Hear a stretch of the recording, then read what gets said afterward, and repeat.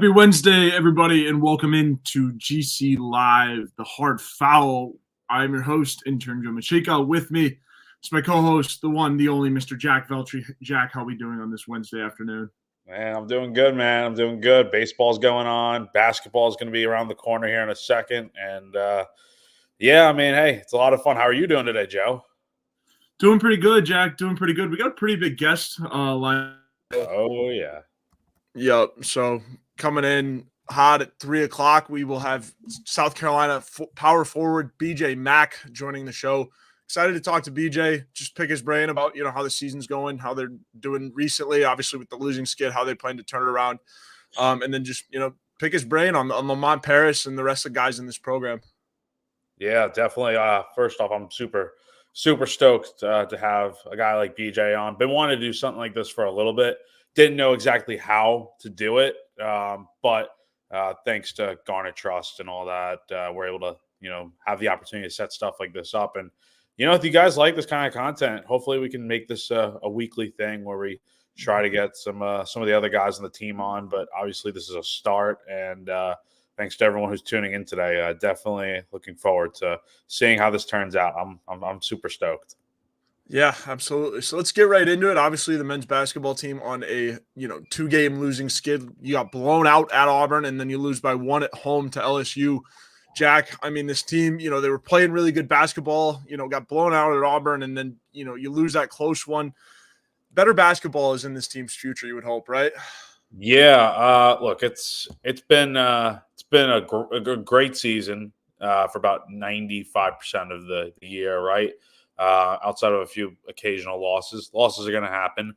But this past week was definitely it's a small dent in what's been a good year. I think South Carolina could still turn it around, obviously. They've proven to be up to the task to doing so multiple times. Look back at the Alabama game and look what they did after that. Obviously, they had that loss to Georgia in there, but then they, went on to win 8 of their next 9, I think. So it's not like a switch you could just flip. Obviously, they got to play better and do some things right in games. And I'm sure we'll hear from BJ on kind of what he feels like and the team feels like kind of went wrong in those 2 games, and then what they can do to improve off that. But yeah, don't lose hope on this team just yet. If you're someone that is down the dumps right now about this team, I think you've got your head in the sand. I think it's this team has shown that they can prove people wrong still. And look, it hasn't been a great last week, but who's to say they can't go on a run right here and get hot right in time for the tournament? Hey, at some point they were going to face adversity, and this is kind of their moment to be up to the task and fight back. Yeah, absolutely. You've got 5 games left, 3 of them on the road, 2 of them upcoming. You've got Ole Miss on the road, and then you go away to Texas A&M too. It'll be interesting because obviously there was no midweek game this week, right? So to see what BJ has to think about, having the week off from a midweek and then, being able to prepare to go on the road back to back. And then after that, you have 2 really big home games. You've got Florida, Tennessee, and then you go on the road again, I believe, to Mississippi State at the end of the year. Yep, that's right. 3 of your last 5 games are on the road. So definitely you got a lot of ground to kind of just make up here. And Big Red asks, why the big drop off in the rankings? So, Joe, we haven't talked since we had this little discussion. We haven't talked about the rankings. Yeah, because you were saying, and everyone else is saying that they're not going to be ranked. It just felt it felt too good to be true that they would go from 11 to unranked, right? I think that's a massive drop off. Granted, South Carolina had a terrible week. They lost by 42. A really good SEC team, and then they lost a game they shouldn't have lost. Look, it happens. I think there are teams out there that have had just as bad weeks and been fine. Look, a 20 in the AP poll, I think, is a good spot for them. It still shows that they've got work to do and that the voters haven't really completely given up on them or wrote them off yet. But either way, we keep saying it, the rankings really don't matter. The players obviously don't care too long or too much about these rankings, just because, as long as they make it to March Madness at the end of the year or win the SEC, whatever the case might be, that's all that's on their mind. So, yeah, absolutely. No, I agree. And I think the rankings are mostly for us media folks to talk about and make a big deal out of. These guys aren't really looking at the rankings. Obviously, they would like to earn the recognition to be ranked, right? But It's not their main reason, their main driving force to have success in this season. They want to make it to the tournament. They want to have success in the tournament, do well in the SEC as well. But yeah, it'll be interesting to see how the rest of the season turns out, right? Because of those 2 road tests, you have to go, prove your worth on the road to be able to, have success for those 2 home games. I mean, if you lose these back-to-back games on the road, there aren't going to be as many people at Colonial Life for Florida, and then I mean Tennessee, there will be for sure, but you want to continue to prove your relevancy. You can't really go on a skid at this time of year. Plus, I mean, if you're skidding at this time of year, that leads to bad basketball, in the SEC tournament and then potentially in the tournament. So you want to be able to play good, consistent basketball. Even when you don't have your best nights shooting, you want to be able to, deal with it, right? Manage your bad nights of shooting and turn it into something good and, find ways to win games. This is it. This is the time of year where you need to battle on the road. And, we're going to see 2 big boy games ahead of them. Yeah, totally. This, 3 of these next 5 are on the road, 2 of them coming up. Starting Saturday at Ole Miss and then next Wednesday at A&M. I think these are 2 games that South Carolina definitely has a good chance of winning. But, I mean, look, going on the road in the SEC is obviously not easy, and every game is going to feel like a trap game or a tough game that you could potentially lose. It's just on South Carolina to play its brand of basketball again. We know they can do it. It's just whether or not some guys are going to get going, whether or not they're going to continue to play well defensively. I mean, they gave up 64 points against LSU, and you thought that might have been enough to pull it out. But obviously, when you had a 16-point lead and blow it, it just wasn't your day. So, I mean, you just got to move on and make the most of what's left on the schedule here. Yeah, no, absolutely. Big Red Ass does Auburn beating most people by a lot at home make that loss not as bad when it comes to team morale. I mean, I think internally, you kind of just flush it regardless, no matter how good they were at home, right? Because Tennessee was darn good at home too, right? So they're not thinking about the outside kind of any of that stuff, right? I mean, it was one game, they played bad and they lost. Auburn's a good team that has potential to do that to you, as we saw. So, I think team morale, like they flush it. Try not to, remember, take what you can from that game and playing on the road and, learn from it, right? You're going to need it in these next 2 road games. So, I think it doesn't really affect team morale that much. Yeah, it was a bad loss. Let's just call it for what it is. It was not a good game for South Carolina. And it's not the fact that South Carolina just played a pitiful game or didn't have a great game plan. I think they played all right. And had a good game plan. It's just like we keep saying, ever since that game happened, Auburn just had an insane night shooting. You don't beat a team that's shooting 61% from the floor and 60% from 3. That's a typical game. Think about it. Against LSU, for instance, South Carolina, I think, shot maybe 41% from the floor, and LSU maybe shot 43%. That's more in line with the shooting metrics of a team for the entire game. 60%, yeah, that's a huge increase, right? That's a 17% increase from what LSU did. And that's why they scored 101 points and ultimately won by 40. So, on the surface, if you look at just the box score, you're like, oh, South Carolina got blown out, didn't play a good game. I mean, South Carolina was in it for a little bit in the first half. It's just when you can't stop Auburn from hitting those 3-point shots and those driving layups, it's tough, right? And I mean, you just got to tip your hat to Auburn. They played a great game, and flush it like you said, Joe, and just move on. Yeah, it's exactly what you have to do, especially in March, right? Because you're going to the SEC tournament, you're going to have to win a couple games now. But if you do lose in the SEC tournament, which is likely at some point, right? This team has potential to win the SEC tournament, and then they also have a chance to lose early. I mean, we don't know what we're going to get on in terms of the SEC tournament with this team quite yet. I mean, we'll see. I think they'll do well, but if you happen to lose a game in the SEC tournament, you have to be able to flush it and get ready for the NCAA. And granted, it is the NCAA tournament. I think anybody can kind of get up for that. So it's going to be a little easier. But yeah, Jack, I mean, being able to flush just bad losses and losses in general, especially in March, is, very, very valuable to a college basketball team. Yeah, absolutely. And just a reminder, guys, BJ Mack will be on with us around 3:00. Just texted him a few minutes ago, and he's good to go for 3. So hoping he's on time with all that. But if not, we'll keep talking hoops and, wait for his arrival.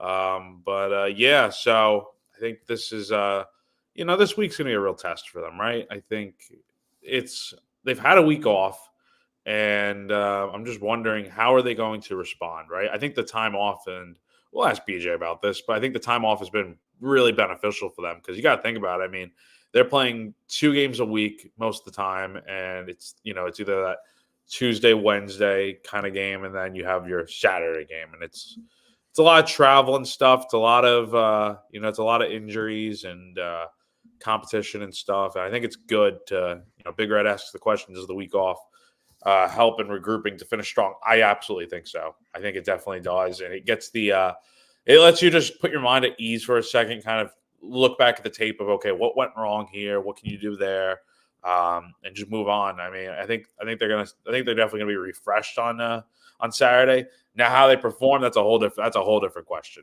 Ole Miss is a good team. They shoot very well. South Carolina didn't do the best job stopping them. On a few weeks ago. Obviously, they got the win, but Ole Miss was if that game had gone to like overtime or something or had an extra period, who knows what happens, right? And I think going into this game, South Carolina's got to defend a lot better, but you also have to get more, good looks, good shots from guys that have been missing lately. Obviously, we don't know what the deal is with Michi Johnson. Hopefully, he's back soon. Talon Cooper's been off lately. You really want your guard play to be better because when you go into the SEC tournament and March Madness, guard play is definitely a big factor in why teams are able to go so far. And it's not like you can only go as far as your guards go. It's a big reason for why teams are able to do what they do. I mean, South Carolina's got great forwards, BJ Mack, obviously, CMB, Josh Gray, guys like that, Stephen Clark. But you want your shooters to shoot and make shots. Yeah, absolutely. Before we get to BJ, I do want to talk about our sponsors really quickly. First off is our friends over at Liberty Tax. Tax IDs are an uncertain feeling you get right before doing your taxes, but you don't have to go through it alone. The tax team at Liberty Tax in Irmo, Lexington, and Columbia will walk you through the process, clear up any confusion, and guarantee you'll get the biggest possible refund or your money back. It's tax time. If you're in a hurry for a refund, call on the tax team at Liberty Tax. They're fast, accurate, and guaranteed. On the other hand, if you think you might be owing Uncle Sam, talk to the Liberty Tax team to make sure you're not paying more than you should owe. They'll find every possible deduction for you.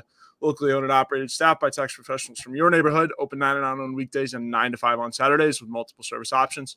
Start through the Liberty Tax mobile app or through the desktop portal. Make an appointment or just walk in. Give a call to upload your tax documents. When you come in, your return will be ready to review and sign. Give them a call, 803-462-5576. Once again, 803-462-5576 for all of your tax needs. We are also brought to you by our good friend of the Movement Mortgage Network, Clint Hammond. In need of help with your mortgage, call on our good friend Clint Hammond at the Movement Mortgage Network. He's been in the mortgage industry since 2003, which allows him to help everyone from the first-time home buyer to the complicated and complex jumbo buyer, whether you're looking to purchase a new home or refinance. Nothing is more important than a well-thought-out financial strategy that comes with five-star customer service. He's even helped out our very own Wes Mitchell and former Gamecock quarterback Perry Orth with their mortgages. So give our guy Clint a call. His number's above us on all of our Gamecock Central Live programming, 803-771-6933. Once again, 803-771-6933.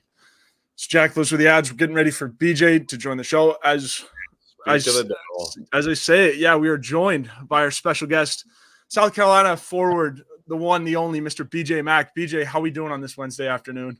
Doing good. How are you? Doing good. Doing good, man. Thank you so much for joining us today, taking some time out of your busy schedule and all that. How's this week been for you guys? Obviously, you get the week off before getting back in action on Saturday, but just kind of describe to us, has it been more like you guys have been able to kind of take your mind at ease a little bit more, or how's it been for y'all? It's just been a lot of reflecting just so far on like the year so far up to this point. This is the first bye week we really had. So we just pretty much been saying, hey, we've been doing good up to this point. We had back-to-back losses coming up before this, but we're just reflecting back on those games, see the mistakes that we made, and making sure heading into Saturday we don't keep repeating those mistakes. Yeah, absolutely. You guys are preparing to go on a 2-game road stretch. Obviously, at Ole Miss this Saturday. How has the week off helped you guys, reset your bodies and all that kind of stuff to prepare for such a road stretch? It's been great. Monday we watched film on the game, then got up a lot of shots. Yesterday we had real actual practice.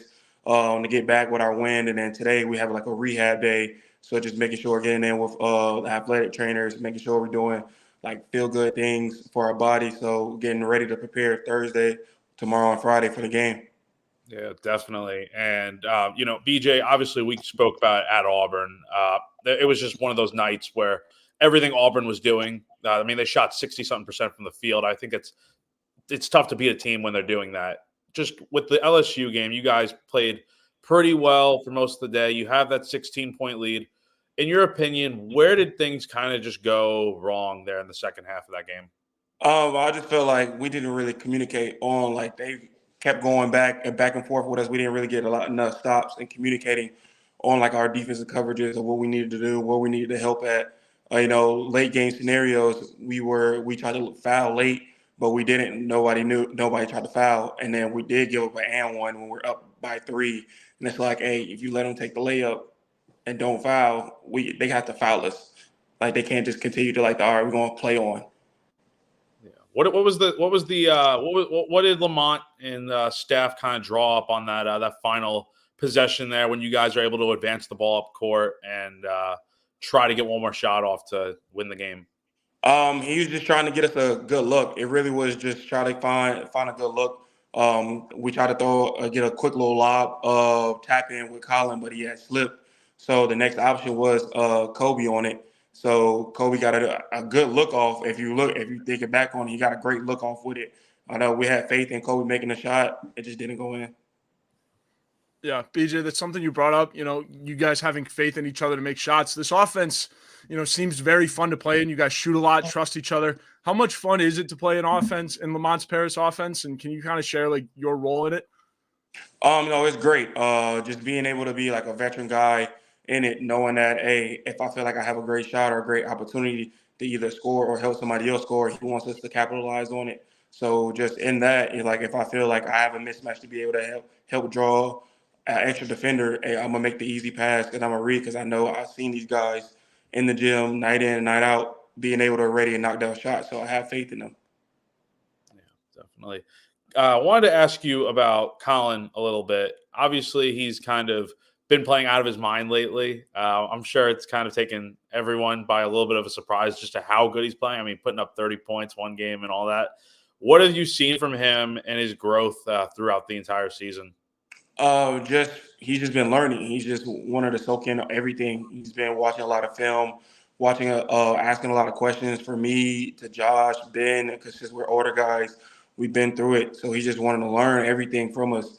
So we wasn't even surprised when he's starting to come along now because we've been seeing it in practice, seeing how he's been going after it, trying to make sure he's coming back from when he did have mono. He was making sure he was coming back strong, 100%, because he knew that he was like, hey, if I'm gonna be able to come back on this floor and be able to make an impact, I have to be ready. Everybody, he's seen how we were rolling, so he was like, hey, I want to contribute to that. Yeah, absolutely. And how cool is it for you to be a vet and kind of bring a kid like that up? It's amazing. I was kind of in a similar situation at Wofford. We're having a lot of young guys on the team, so this is kind of easier knowing him because he feels he wants to learn. He wants to be able to help out the team in any way possible. Another guy we wanted to talk about a little bit, BJ, was Josh Gray. Earlier in the season with non-conference play, he was a guy that wasn't seeing a ton of minutes, but you get into SEC play, you got these bigger guys that are 7 feet tall, like Kentucky, for instance. They had 3 7-footers and stuff. Obviously, you and Colin could do a lot, but it does help to have a guy like Josh in there who can rebound and play good defense. What have you seen from him over the last few weeks that's really impressed? Just his consistency. That's really been a big thing. We talked with Josh a lot about just being consistent, making sure that his effort is there night in and night out, because that's what we need, especially on the defensive end. Going against guys at like Mississippi State, Kentucky, like they have multiple 7-footers, multiple guys that are big and strong, just like how we are. So having another guy like that coming in off the bench, or if somebody's hurt, him stepping up in and being a starter, that's very much needed for us. Yeah, absolutely. Josh Gray's another big character on this team. Obviously, the nickname, the horse mask, all that fun stuff. You guys have a lot of characters on your team. Talk to me about the culture you guys have. The culture is great here. There's just a bunch of guys that are willing to come in and just want to be around each other. We're happy every day to see each other, see the success from each person night in, night out, as you can tell. So it's just that culture that Coach Paris has built here for us. He came in and brought in a group of guys that was there last year and came in transferring. So we just meshed well. It just started off from the summer of us getting here, really, just going on trips together, just having fun. I wanted to ask you about the summer. We've heard this back since game one from Lamont, him talking about that trip to the Bahamas y'all took and how good that was. If you don't mind, kind of explain what some of the things y'all were doing to like bond that sort of trip, and where you felt like things sort of really like you knew it, like it clicked for y'all. For us, it was like when we had like a boat ride. We went snorkeling.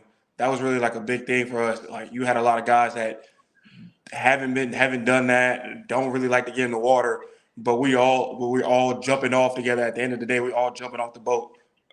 Because we have each other, we know each other's right there with us. We got guys like I'm not really a big swimmer, and I got Josh over here. I seen Josh who's 7 foot jumping off of the boat. I'm like, all right, I got to be able to do it if he's doing it. Like I can't be the only one holding out. So it was just being pushed by everybody night in and night out. Like we'll go out to the water park and just have fun together. It's just like we're just big kids. Yeah. LP get in the water? Yeah, he did. LP got in. He got in for a quick little minute.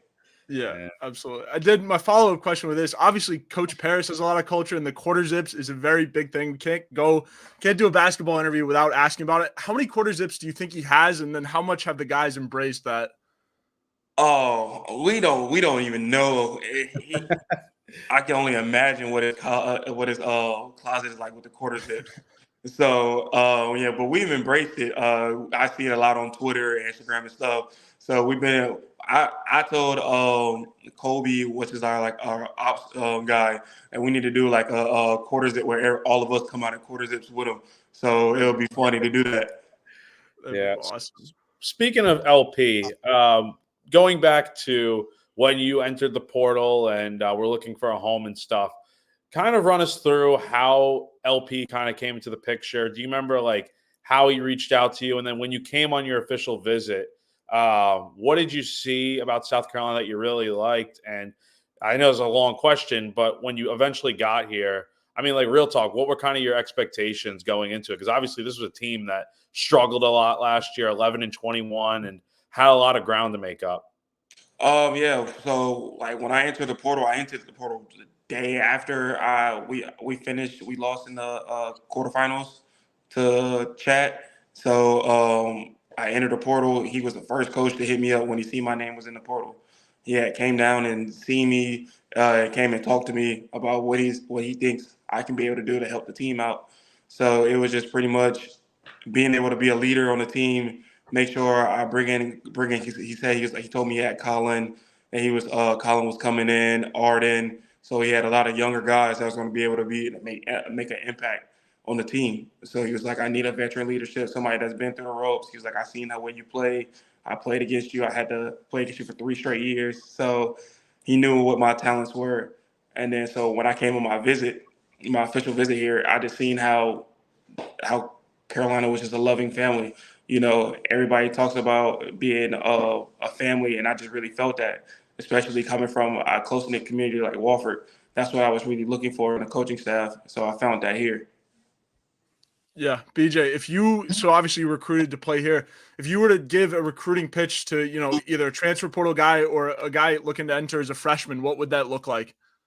It would be my recruiting pitch would be most definitely. You see what we're building here. We're building something special. It's just basically after this year, this will be Coach Paris' 3rd year coming up. So you seen that, and after a year, he's being able to put us in the right position. So I know for you coming at this after my last year or first 4 years of college, that's something that I would look for, to be able to have something special going and looking to my next year.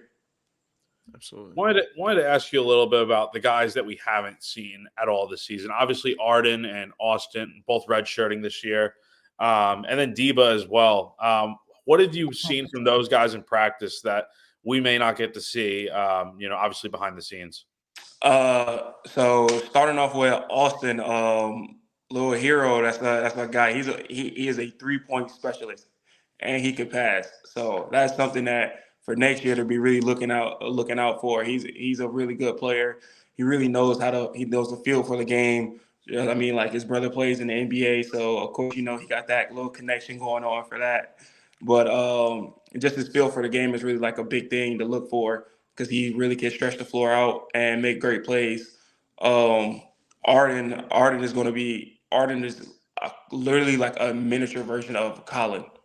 Like it's crazy. Let's see like the growth of what Arden has coming from the summer until now in practice. So that's really something like athleticism is there. He can shoot, dribble. It's all there for the package for Arden. And then with Ebo's is like a similar version to Talon. He's a really like a pure point guard. He's defensive minded. He really wants to lock down and get stops. So I feel like this team, if we really had, I know like with Ebo, he's been dealing with a lot of injuries for like last year, and so that's been really messing with him. But I know for overall that like he really wants to be out there on the floor and practice and everything. He's been coaching us on the sidelines, so he's like another coach pretty much for us. Yeah, it's huge. I wanted to ask you, I mean, we've asked you about a lot of guys today, BJ, but the two guards that you guys have, Michi and then Talon. Obviously, Michi was here last year, kind of brought everyone together. But talking me through, your guys' front court or back court, I'm sorry. Oh no, yeah, our backcourt is special. Michi and Talon, that's really like the best 1-2 combo in the league. I feel like, because you have somebody in Talon who's a pure point guard who really doesn't look like to score, but unless he has to, but he always ready to make timely shots and buckets. Then you have just a Mr. Microwave and Michi Johnson who lives for the moment and is already ready for it. So I feel like with that, that's like a great little close knit teammate combo that they have, especially right going into the SEC. What do you say to those guys? Obviously, Michi obviously has been struggling a bit lately, and then obviously his concussion protocol. Wanted to ask, how's he been doing with that? And then what do you say to those guys when they're going through a little bit of a slump like they have been? Michi's been doing good. I know I seen him in the gym today working out, making sure getting right back with the feel of the ball and everything. So I know Michi's doing good. With his struggles, just as I tell anybody, hey, we gonna need you. Your shot's gonna fall. Try to figure out another way to how impact the game. It's just not all about scoring with us. You see it any other night, somebody can go and have 15 plus points for us. So it's not always about scoring. We can figure out other ways. He has other games this year where he's had 8, 9 assists. So he's been able to be impactful, not just scoring the ball. So that's what I would tell him. And then with Talon, I just tell Talon always, bro, sometimes you have to look for your shot. Sometimes we need you to score. You don't always have to try to get an assist. You can try to score sometimes, man. We sometimes need you to get a bucket real quick. Definitely. He's capable of it, for sure. Oh, yeah, for sure. Totally. Wanted to ask you just a little more personal. What this kind of, obviously being a Division I basketball player, I feel like is something that not a lot of people get to know, like what the gist of, what it really is. Take me through what a day in the life and pregame game day routine kind of looks like for BJ Mack. So pregame for me, I'll usually, depending on like if it's a Tuesday game, I have class from 10:05 to 12:55. So I usually get up around like 8:30 to be able to go get breakfast real quick across the street at the Coliseum.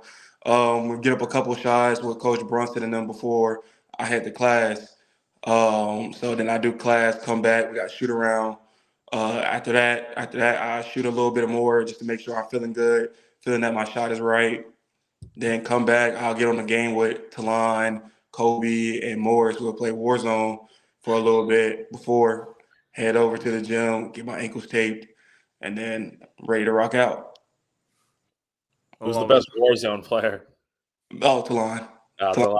Yeah, Talon's the best Warzone player. I wouldn't have picked. Is that why they call him the general? Yeah, he getting out all call outs. That's awesome. I love that. BJ, we got a question in the comment. Martin asks, does BJ plan on playing pro basketball after this year? Yes, sir. Yeah, I do. I do plan on entering my name in the NBA draft after this year, since I don't have another year to be able to come back. Yeah, definitely. BJ, 5 games left, 3 of them on the road. there's been fans out there and people in the fan base kind of, thinking, oh man, here we go with this team, kind of back to what we've seen in the past. To that, I ask, what do you guys have to do over these next 5 games to get yourselves back on track? Because obviously it's just a 2-game skid. Like this stuff happens. It's adversity you're going to face inevitably throughout the year. But what do you guys have to do to, right the ship this upcoming weekend and get ready for what's to come? Just really just still have confidence on our abilities. Just be that same team that got up to this point of having a great season so far.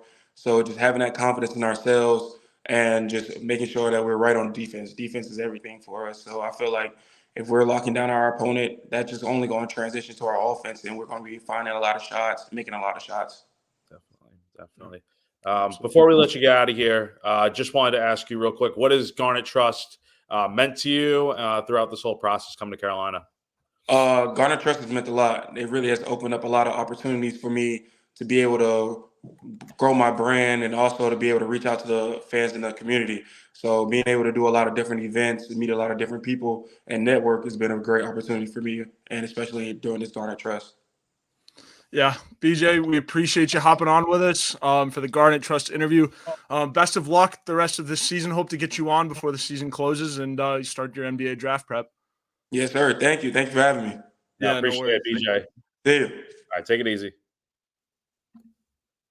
And that was BJ Mack on behalf of Garnet Trust, the Garnet Trust interview. That was awesome, Jack. Dude, I'm hyped that we did that. Like the fact that, he got back to me the other day and was like, yeah, man, let's do it. Like he's an awesome guy. And yeah, thank you again, BJ, for hopping on with us. And yeah, if you guys like that, just let us know in the comments. And, I hope we can do this with more guys because it's nice to get that player perspective, because it's different with press conferences and stuff because you can only ask so many questions and you really can't get an inside look at what goes on, in the players' heads. And I feel like with this, we were kind of able to see like, okay, what happened last week? What's kind of their mindset and how has this week kind of been for them? And I feel like they're on the right track to getting this thing figured out. Yeah, absolutely. And there will be plenty of clips coming in from that interview. Again, appreciate BJ taking the time with us. We got through a lot of good stuff, picking the brain of a Division I college basketball player at the highest level. So, again, couldn't appreciate, him coming on anymore. Yeah, no, BJ was awesome. I figured the draft feels like the next step for him because I think he is out of eligibility. So, he's going to finish out the year great, I feel like. And look, he's been playing better lately, right? Mm-hmm. He's been shooting better. It's just if he can get that 3-point shot down a little more consistently, I think he's going to be real good. I know someone in the comments was saying that he needs to play inside the paint more, and to that I partially agree. But at the same time, he is for being a 6'8" guy, he can actually shoot very well from outside. So if he just has that touch a little more consistent, he'll be just fine. So yeah. Oh, absolutely. And, to hear his perspective on the offense was also really good. How these guys trust each other to make shots. And I think that's the biggest thing you need going forward. They haven't lost it, right? And, Jack, you talked about the 2-game skid as well. He did not seem worried at all whatsoever about the 2-game skid. Obviously they're going to pick up what they learned, but, in terms of the grand scheme of it, BJ, still seems locked in. The chemistry is very, very deep on this team. So I didn't think this 2-game skid was going to concern them at all. And then BJ furthermore proves that they'll be fine. They're 21-5 for a reason, guys. Look, they can do this. It's going to be all right. If they lose this weekend, it's still not the end of the world. They got 5 games left to get it right. As long as you win more games than you lose, you really can't go wrong. So, yeah, absolutely. Jack, any final thoughts before I head over to baseball? How many quarter zips do you think Lamont actually got? I think he owns as many as the Under Armour supply at the Coliseum has. I think his options are limitless. Our equipment team is the best. That's my cop-out answer. But in his closet, probably right now, I think it's probably 7, 8, or 9. It's between that 7 to 9 range for sure. I was thinking so much higher. I was thinking like at least 15, 20. It feels 15's not. It's not out of the question either. No, I wonder if you factor in he's got to have non-Gamecock, like just a regular Under Armour.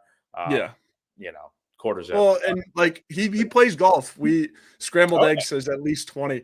Yeah, Yeah, I mean, he plays golf. We saw him play golf at the Birdies with Beamer outing, and he played pretty darn good. So he's got to have some other non-South Carolina, or maybe he's got to have the golfing cocky or something like that. That's a necessity for any Gamecock golfer.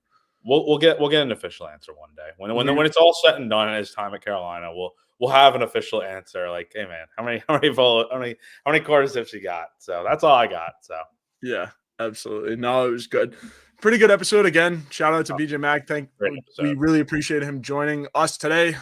Thank you so much, and appreciate all of you guys for watching the interview. There will be clips and more to come from this, as promised. So be sure to stay tuned to the Gamecock Central YouTube channel for that. And then also join me on Sunday for the walkthrough. Should be a pretty good episode. And then we also have some baseball content coming up for you this weekend. So appreciate everyone tuning in, and enjoy the rest of your Wednesday.